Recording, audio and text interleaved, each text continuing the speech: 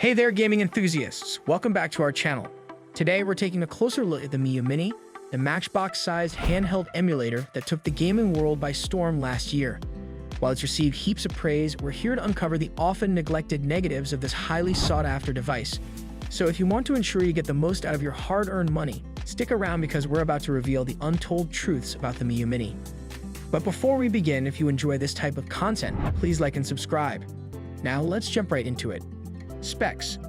Now I'll address the elephant in the room right off the bat. If you're expecting a major speed boost or groundbreaking upgrades from its predecessor, the Miyoo Mini, you might be a bit disappointed.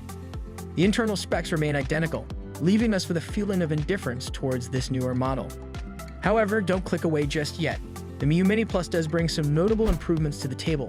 First up, we have a larger screen, which means more immersive gameplay and enhanced visuals. It's always nice to have a bit more real estate to enjoy our favorite games, right? Plus, the device boasts improved ergonomics, ensuring a more comfortable gaming experience during those marathon sessions. Battery. Now let's address the elephant in the room once again. The larger battery on this device doesn't necessarily translate to a significant increase in gameplay time. With a larger screen devouring power, you can expect around 5 to 6 hours of gameplay on a single charge, which is pretty average in today's gaming landscape. It might be enough to get you through a day of travel, but don't expect extended gaming marathons without reaching for the charger. Screen. Moving on, let's talk about the screen.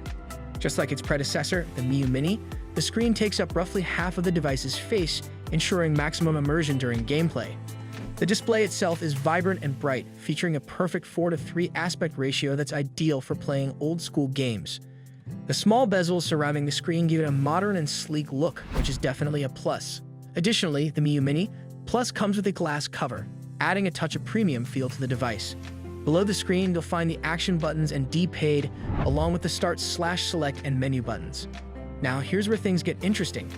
It's the same layout as its predecessor, the Miyoo Mini.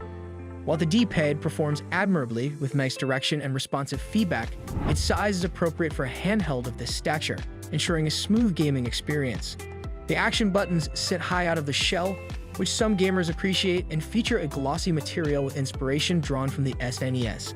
However, it's worth mentioning that glossy buttons can become a bit slippery, and that's just a personal preference. To be frank, the Miyoo Mini Plus doesn't deviate much from its predecessor, the Miyoo Mini. It fails to impress with significant upgrades or standout features. The improvements are minimal, and if you already own the Miyoo Mini, you might find it difficult to justify upgrading to the Plus model. Performance. Now let's be upfront about its capabilities. It doesn't pack a lot of power, and it may not be the most comfortable handheld out there. However, it does have a certain appeal that makes it the go-to choice for many gamers due to its user-friendly nature, excellent portability, and the added bonus of being preloaded with thousands of games.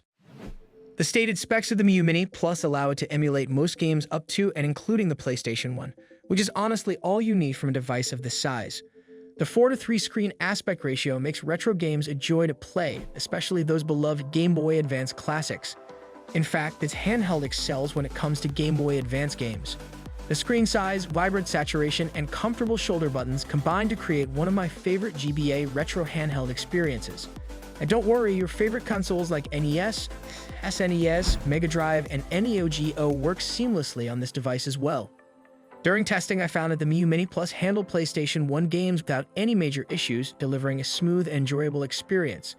However, it's important to note that it does have limitations. More demanding systems like the PSP and beyond won't perform as well on this handheld. So if you're expecting to delve into those more intensive gaming experiences, you might want to explore other options.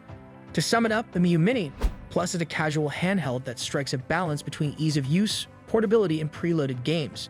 It performs admirably for most retro gaming needs, especially with its standout support for Game Boy Advance titles. However, it does have its limitations, and if you're looking for a device that can handle more demanding games beyond the PlayStation 1 era, you may want to consider alternative options.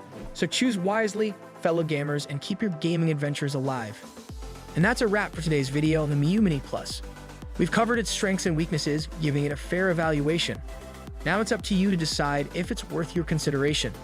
If you enjoyed the content, please leave a like and remember to subscribe for more. Thanks for watching and see you in the next one.